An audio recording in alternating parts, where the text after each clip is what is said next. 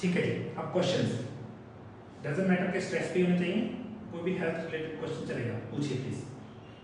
मैं पूछना चाहता ਸੀ ਜਿਹੜਾ थायमन ਹੈਗਾ B1 ਤੇ ਇਹਦੇ ਵਿੱਚ थायमन है B1 है ਹੋਰ ਕੀ ਹੈ ਇਹਦੇ ਵਿੱਚ? थायमिन तो अकेला है। बी देखो ना, बी कॉम्प्लेक्स है, विटामिन है बी कॉम्प्लेक्स। हाँ, ये कॉम्प्लेक्स का मतलब कई चीजों से बना है, जिसमें B1, B2, B3, B6, B5 भी होता है, B12 भी होता है।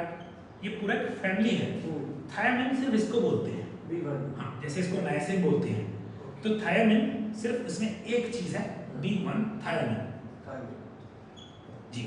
ये नर्व्स का, स्पेशली नर्वस सिस्टम का विटामिन है, जो मैंने जिसके बारे में बात की। और स्ट्रेस में ये केस, या स्ट्रेस में, ड्रग्स में, एडिनल्स में ये बहुत जरूरी है। ये इसका एक सिंपल सी बात बताता हूँ। आपने ना गाड़ी खरीदी, पेट्रोल कार, पेट्रोल डाला, प्लग निकाल दिया, सारी जिंदगी जाने लगा, स्टार्ट नहीं होगी। आपने खाना खाया मगर आपकी बॉडी में B1 नहीं था। It's exactly the same. अगर आपका प्लग ही निकाल दिया, डीजल गाड़ी की नहीं ना, पेट्रोल गाड़ी की बात कर रहा हूँ, अगर प्लग ही निकाल दिया, स्पार्क जलाने की पहली चिंगारी B1 है। जितने लोगों को एनर्जी कम लगती है ना, B1, तभी तो चाय चाहिए उनको, फिर उनको उसकी जगह पे कोई उल्टी चीज चाहिए, ब्लड बुल, कॉफी, चाय। क्यों? क्योंकि वो आ ही नहीं रहा। तो इसमें थायमिन मेरा फेवरेट है जी। मुझे पता है जितनी लड़ाई मैंने इसको इंडिया मंगवाने के लिए की है ना, मुझे बहुत देर लगी कि कंपनी है बहुत शानदार, वो बेच, सिर्फ उसका पूरे इंडिया में एक ही गाया करना है। तो मुझे इतना जोर लगा इसको मंगवाने में। जब भी खत्म हो जाता है, हम 6 महीने पहले जब रहे होते हैं, क्योंकि उनका हमें कस्टम्स बहुत पड़ती हैं।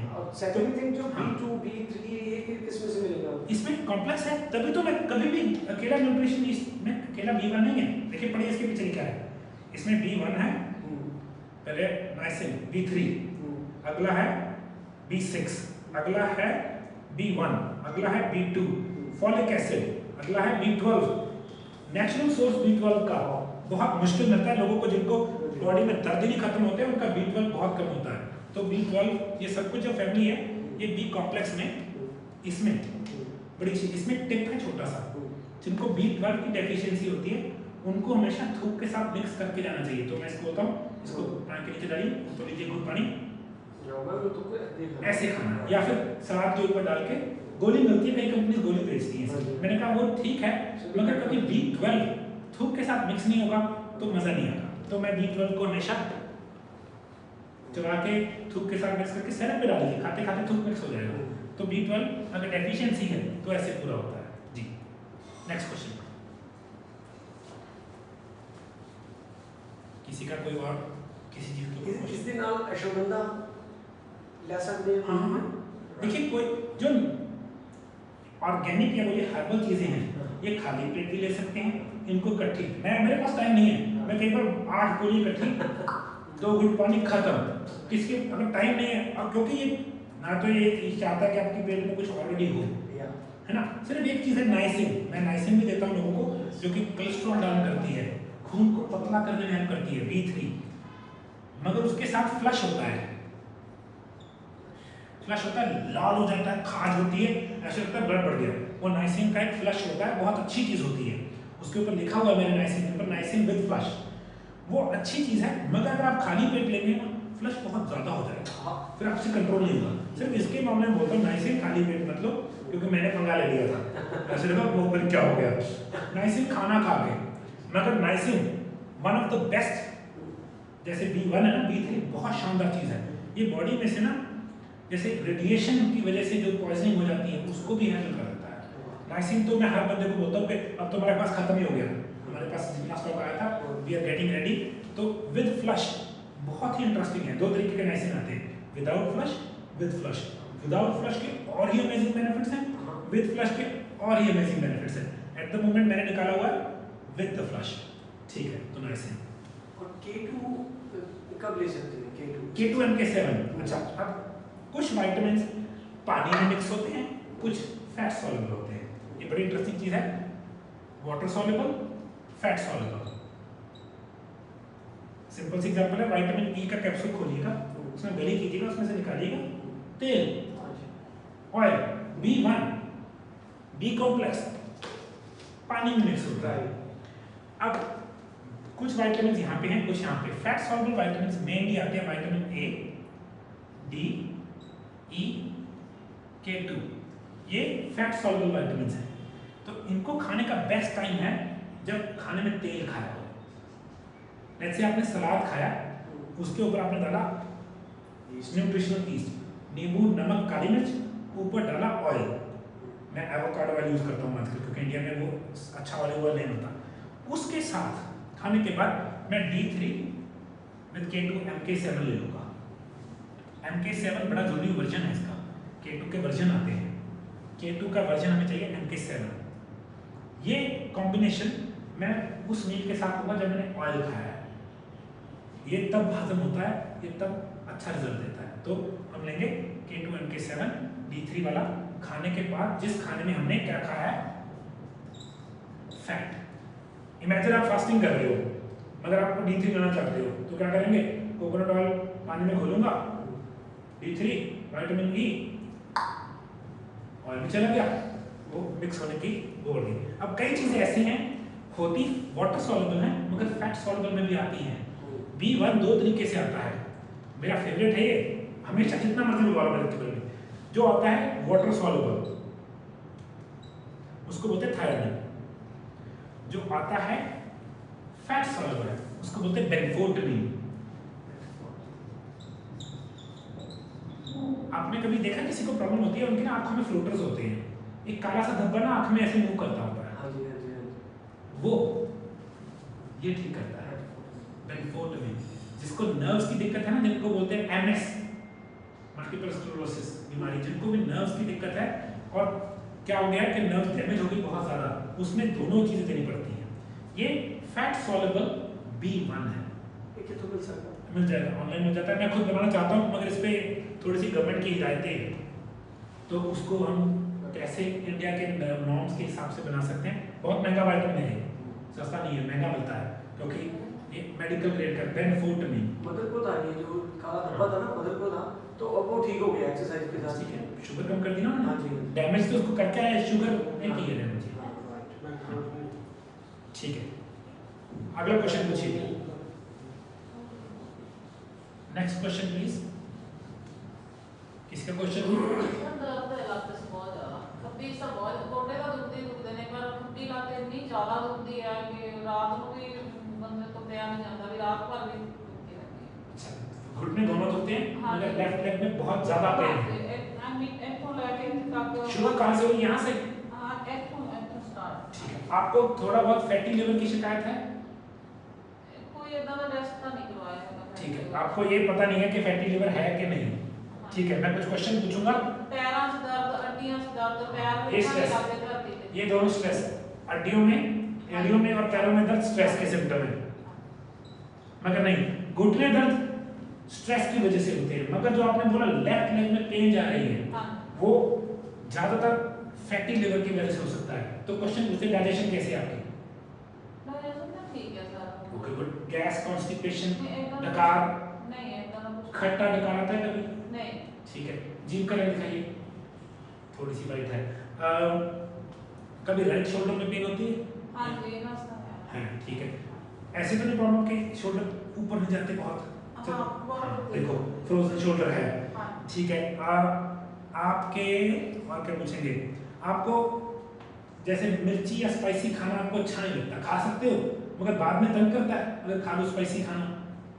स्पाइसी खाना तो बढ़िया लगता है। नहीं, खाने के बाद तंग होते हो, अ, तंग करती है बॉडी में वो।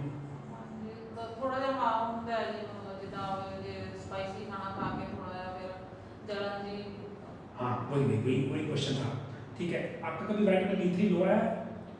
विटामिन D3 टेस्ट ही नहीं करवाया शायद। SGOT-PT, D3 lipid profile? नहीं। ठीक है, क्योंकि जो दर्द आप बता रहे हो ना, वो लिवर से रिलेटेड लगता है। बहुत रेयरली हो सकता है चोट हो कोई उसके कारण हो, मगर जैसे आपने बताया वो लिवर रिलेटेड लगता है। तो ऑफ कोर्स ढूंढ लेंगे, कई बार गलत भी हो सकता हूँ, कई बार टोटल स्ट्रेस हो सकता है। क्योंकि स्ट्रेस से डिप्रेशन का तो है ही है, मतलब काफी साल तक ही है, मतलब भी ज्यादा सोचती, फिर नींद नहीं आती, इस तरह ज़्यादा पेश उतर चलेगा आपका। ठीक है, दवाई तो नहीं खाई कोई स्ट्रेस की? क्या खाई है? खादियां ने पहला तो कैसी? साइकियाट्रिस्ट तो खादियां ने। अभी ले रहे हो? नहीं ਹੁਣ ਤਾਂ नहीं खाया। कब बंद की है? ਹੁਣ ਤਾਂ मेरे ख्याल साल 1.5 साल हो गया ਹੁਣ बंद नहीं की, बंद करी ਨੂੰ पर फिर मैं ठीक नहीं रहती, मतलब एक कोशिश करते रहने ठीक कि है। चलो। क्या एज कितनी है आपकी? 58। ठीक है, सहन कर लेते हो? क्योंकि दर्द बहुत ज्यादा है, फिर नहीं वो इसको तो ये तो 10 दिन में गया। उसमें दर्द और बढ़ जाता है। नहीं नहीं, ये तो 10 दिन में गया।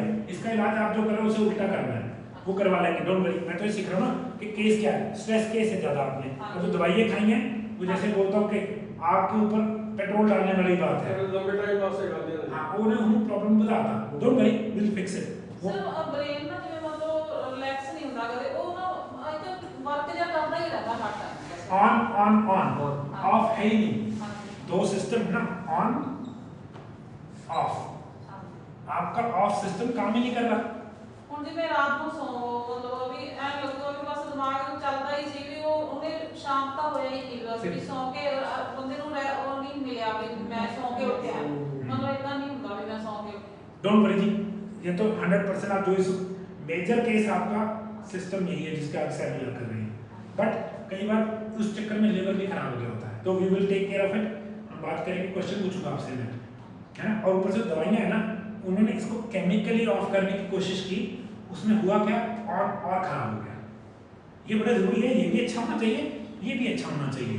ऐसे नहीं कि ये अच्छा होना चाहिए, सिर्फ ये अच्छा हो तो ये खराब है ना, सिर्फ ये चलता हो तो ये खराब है। हमें दोनों में संतुलन चाहिए, बराबर, बिल्कुल। मैं बोला 13-13 ਜਿੱਦਾਂ ਬ੍ਰੇਨ ਦੇ ਵਿੱਚ ਫਿਰ ਇੰਨੀ ਜ਼ਿਆਦਾ ਬੇਚੈਨੀ ਜੀ ਹੋ ਜਾਂਦੀ ਹੈ, ਫਿਰ ਐ ਹੁੰਦਾ ਵੀ ਮੈਂ ਕੋਈ ਗੋਲੀ ਖਾ ਕੇ ਬਸ ਇਹਨੂੰ ਕਮ ਸੇ ਕਮ ਸ਼ਾਂਤ कर लूं बस। यही कैच है उसकी। उस गोली के साथ प्रॉब्लम बढ़ेगी, फिर और खानी पड़ेगी, फिर प्रॉब्लम और बढ़ेगी, फिर और खानी पड़ेगी। हम इसका नेचुरल तरीका ढूंढेंगे, अगर तरीका हो सकता है हम वैसे ही सोच लेंगे। हमने ये गोलियां बंद करनी है हमने, क्योंकि इनका साइड इफेक्ट बहुत है। अगर आप उनका साइड इफेक्ट देखो, डॉक्टर खुद बोलता है, वो भी खिला के खुश नहीं है, मगर वो क्या करे, उसके हाथ बंधे हुए हैं। अगर आप उसको इतनी दिक्कत बताते हो कि बढ़ती जा रही है, बढ़ती जा रही है, बढ़ती है, वो हार के वो गोली देता है आपको। ਉਹਦੀ ਪੋਟੈਂਸ਼ੀਅਲ ਦਾ ਹੀ ਜਾਂਦੇ। हाँ, नहीं, हमने वहाँ पे नहीं पहुँचना, हमने इसको नेचुरल तरीके से। तो जो और चीज़ें मैंने आपको आज बात की है, इसमें आपकी थोड़ी सी ट्विकिंग करेंगे। आपसे वॉक नहीं होती, क्यों नहीं होती, उसका कारण है। आपका इलाज वॉक है, अश्वगंधा है, लेमन बाम है, मगर वहाँ तक कैसे लेके जाएं, आपकी डाइट कैसी होनी चाहिए ताकि आपकी बॉडी ज़्यादा एनर्जी बनाए। अगर आपको पता है एनर्जी लो हो जाए तो भी स्ट्रेस और डिप्रेशन हो जाता है। थायराइड के केस में सबसे पहले डिप्रेशन होता है। क्यों? थायराइड एनर्जी कन्वर्टर है, अगर एनर्जी कन्वर्ट ही नहीं होगी तो क्या रहेगा, डाउन के साथ क्या आता है, डिप्रेशन। तो कई बार एनर्जी सोल्यूशन होता है, सिर्फ इसको ठीक कर दो, बाकी सब चीजें अपना ठीक हो जाती हैं, हम कर लेंगे, नो वरीज। ठीक है, और कोई क्वेश्चन किसी का? हाँ जी, अखा पे भी बड़ा असर पिया जी, अखा से फ्लोटर भी ने ते निगाह का भी बहुत फर्क पै गया। दोनों देखो, निगाह गई और कारण से फ्लोटर आता है B1 मरने के। B1 कैसे मरता है, स्ट्रेस और शुगर और कार्बोहाइड्रेट्स खाने से। अगर हम दोनों चीज़ों को ठीक कर लें वो तो साथ के साथ ठीक हो जाएगा, नो वरीज। ठीक है जी, है जी, एक आखिरी निगाह से भी फर्क पड़ा जी। हाँ वो ऑटोमेटिक है सर, हाँ जी, मसल्स की एट्रोफी हो जाती है। स्ट्रेस ना, नहीं देखा नहीं, तुझे स्ट्रेस के इससे मसल नहीं बनते, हाँ जी। उसका मसल नहीं बनता जितना मर्जी एक्सरसाइज एक करे। आखिरी निगाह बिल्कुल एनर्जी है नहीं, हाँ। मतलब ठीक नहीं दिख रहा, एक आध चौक ठीक दिख रहा है। जो आँख के पीछे एक मसल है, उसको कॉन्ट्रैक्ट और पिचकता भी है और उसको खोलता भी है, वो मसल में एट्रोफी आ जाती है। वो भी एक मसल है, नॉर्मल मसल की तरह, छोटा सा मसल है जो हमारे फोकस को दूर नजदीक करता है। वो करने वाली चीज में भी कई बार दिक्कत आती है, बट न्यूट्रिशन और फिजिकल स्ट्रेस निकाल दो, सही कर दो, चीजें ठीक हो जाती हैं। हमें नहीं कहेंगे निगाह वापस आ जाएगी, जहाँ पे खड़ी है वहाँ पे ये जितनी रिकवरेबल है वो तो हो जाए, हमारा पहला वो तो ही होगा। ठीक है जी, कोई और सवाल इसके साथ? अब हम स्ट्रेस वाली टेक्निक करेंगे नेक्स्ट उसमें। ठीक है सर मैं ना पीछे 1.5 महीना बुखार चढ़ता रहा, फिर वो दवाइयां डॉक्टर दंदे रहे, ਉਹਨਾਂ ਨੂੰ बुखार उतरता ही नहीं सी, लगातार ही चढ़ता सी, हॉस्पिटल भी एडमिट होना पिया ते काफी दवाइयां पी के दंदे रहे। ਹੁਣ ਮੇਰੇ ਵਾਲ ਇਦਾਂ ਨਿਕਲਦੇ ਨੇ ਕਿ ਇੰਨਾ ਗੁੱਛਾ रोज वालों का निकल जाता है। स्ट्रेस में हमेशा होता है, स्ट्रेस में बाल झड़ते हैं और स्ट्रेस या लेवर की वजह से बाल झड़ते हैं। अब देखो पर ਹੁਣੇ ਜਦੋਂ 1.5 ਮਹੀਨਾ ਮੈਂ ਬਿਮਾਰ ਰਹੀ ਹਾਂ ਉਸ ਤੋਂ ਬਾਅਦ ਹੋਇਆ ਇਸ ਤਰ੍ਹਾਂ, ਪਹਿਲਾਂ ਇੰਨਾ ਵਾਲਾਂ ਦੀ ਸਮੱਸਿਆ ਨਹੀਂ बॉडी एज स्ट्रेस कब तक बॉडी झेल पा रही है, कब मुश्किल हो गया बॉडी के लिए। लेवल अच्छा नहीं है तो बायोटिन बनना बन जाता है, कम हो जाता है तो भी भाग ले सकते हैं। तो डिफरेंट हो रीजंस गया सीगा, मतलब मेरा ना एक्चुअली 7 रह गया ਸੀ ਸਾਰਾ ਹੀ ਬਿਮਾਰ ਹੋਣ ਕਰਕੇ ਨਾ, ਮਤਲਬ ਖਾਦਾ ਪੀਤਾ ਨਹੀਂ ਸੀ ਜਾਂਦਾ, 7 ਰਹਿ ਗਿਆ ਸੀ। ਵੈਸੇ ਹੁਣ ਉਸ ਤੋਂ ਬਾਅਦ ਤਾਂ ਚਲੋ ਫਿਰ ਉਹ ਮੈਡੀਸਨ ਦਿੱਤੀ ਸੀ ਡਾਕਟਰ ਨੇ, ਹੁਣ ਤਾਂ 10.40 ਆਇਆ। गुड, ਹਾਂਜੀ कोई नहीं, वो हम बात करेंगे, हम इवेंट के बाद बात करेंगे, आपकी प्रॉब्लम पूरी सुनेंगे, क्योंकि कई चीज़ों के कारण है, मगर आपका केस स्ट्रेस केस है और गोलियां स्ट्रेस को बढ़ा देती है। कोई नहीं, अब हम वो टेक्निक जाएंगे जिसको हम स्ट्रेस मसाज बोली थी, इसके बारे में बात की थी, हम वो करेंगे लाइव डेमो, क्योंकि लोग सीखना चाहते हैं कि टेक्निक है क्या। ठीक है जी, अब एक्सरे पे जाते हैं।